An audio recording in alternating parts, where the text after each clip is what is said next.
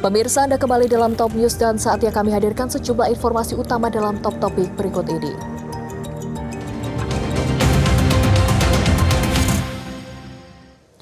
Top Topik pertama, penyidik gabungan Korps Pemberantasan Tindak Pidana Korupsi Polri dan Ditreskrimsus Polda Metro Jaya mendatangi Gedung Bundar Kejaksaan Agung Selasa siang.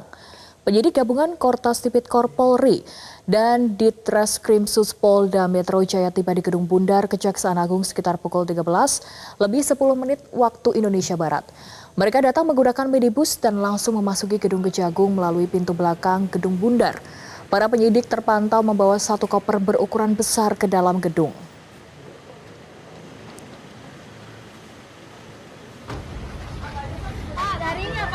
Tim penyidik Polri dan Kortas Tipikor kemudian keluar dari pintu belakang Gedung Jampitsus sekitar pukul 17 waktu Indonesia Barat. Wakil Direktur Penelusuran dan Pengamanan Aset Kortas Tipikor Kombes Pol Ahmad Sulaiman terlihat mengenakan pakaian kemeja putih di tengah-tengah penyidik Polri yang keluar dari Gedung Jampitsus. Ahmad Sulaiman enggan memberikan keterangan soal kedatangannya ke Gedung Jampitsus Kejaksaan Agung. Belum diketahui apa isi koper yang dibawa tim penyidik itu. 1 menit aja, Pak. Semua kekejar. Polri menggandeng FBI dan United States Secret Service dalam pengusutan 3 perkara korupsi yang menjerat Febri Adriansyah. Keterlibatan pihak Amerika Serikat dilakukan untuk memeriksa keaslian barang bukti berupa mata uang asing yang disita penyidik. Tim FBI dan United States Secret Service terpantau berada di Gedung Direktorat Reserse Kriminal Khusus Polda Metro Jaya sejak Selasa pagi. Mereka melakukan pemeriksaan terhadap barang bukti dolar Amerika Serikat yang diamankan dalam rangkaian penyidikan. Sebelumnya, pemirsa, pada Senin kemarin Polda Metro Jaya menyatakan jika pemeriksaan kasus yang menyeret Febri Adriansyah akan melibatkan Kedutaan Besar Amerika Serikat, Singapura, serta sejumlah pihak lainnya untuk memverifikasi keaslian mata uang asing dan emas batangan yang disita dari sejumlah titik yang digeledah Kortas Tipikor dalam penanganan kasus 3 korupsi yang menyeret Febri Adriansyah. Ada uang USD, SGD, rupiah, termasuk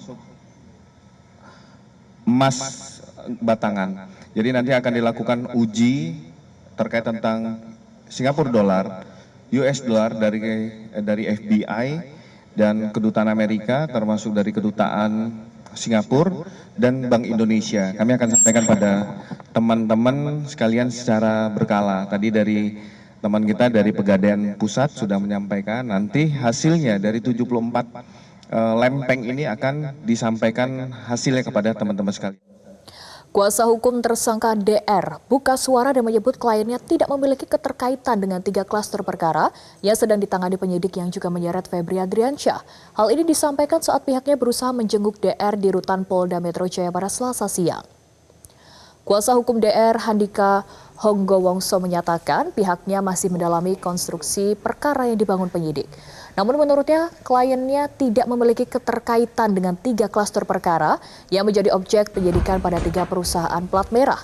Handika menyebut berdasarkan keterangan kliennya, DR tidak mengenal maupun memiliki hubungan dengan pihak-pihak yang terkait dengan ketiga klaster tersebut.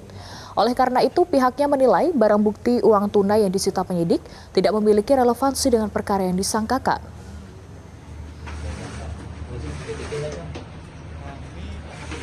Coba konstruksikan, apakah uang yang ditemukan di kafe The Glen, kemudian di rumah dan di tempat money changer, itu apakah ada relevansi dengan perkara yang disangkakan. Nah, kalau semua perkara itu dihubungkan dengan uang yang ditemukan oleh rekan-rekan penyidik dari Kortas dan Polda, apakah uang itu berhubungan dengan perkara itu? Kami jawab, tidak ada hubungan. Secara hukum pembuktian itu pasti tertolak. Pasti tertolak itu. Pemirsa, sinergi antar lembaga penegak hukum kembali menjadi sorotan di tengah perhatian publik terhadap penanganan perkara yang melibatkan Jaksa Agung Muda Tindak Pidana Khusus Nonaktif Febri Adriansyah. Komitmen memperkuat koordinasi disampaikan Kapolri dan Jaksa Agung yang menegaskan proses hukum harus berjalan profesional, transparan, dan sesuai aturan.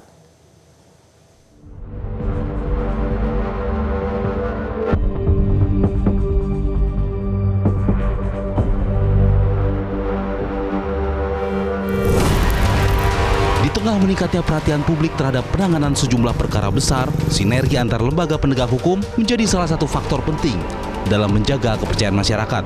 Koordinasi yang kuat dibutuhkan agar setiap proses hukum berjalan objektif, profesional, dan bebas dari intervensi.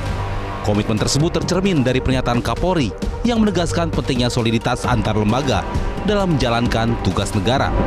Dapatkan kehormatan diterima untuk bisa bersilaturahmi dan beraudiensi terkait dengan beberapa hal yang tadi kita bicarakan untuk bagaimana ke depan antara kejaksaan dan kepolisian sebagai satu ikatan aparat penegak hukum di dalam sistem criminal justice system ini tentunya terus kita perkuat, kita perkokoh, apalagi kita juga ada UHA baru yang tentunya ini juga sama-sama kita sosialisasikan bersama. Sebelumnya, Kapolri juga melakukan pertemuan dengan Panglima TNI sebagai bagian dari penguatan sinergi dan soliditas antar institusi negara.